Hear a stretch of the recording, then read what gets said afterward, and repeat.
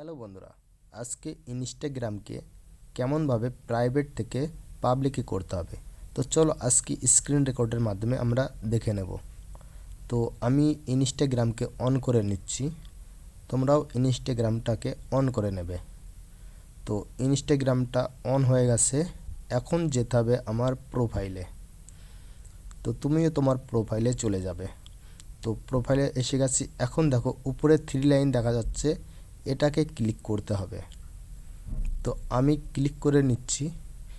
এবার একটু স্ক্রল করে নিচে আসতে হবে। দেখো এখানে দেখা যাচ্ছে অ্যাকাউন্ট প্রাইভেসি। তো তুমিও ক্লিক করে নেবে অ্যাকাউন্ট প্রাইভেসিতে।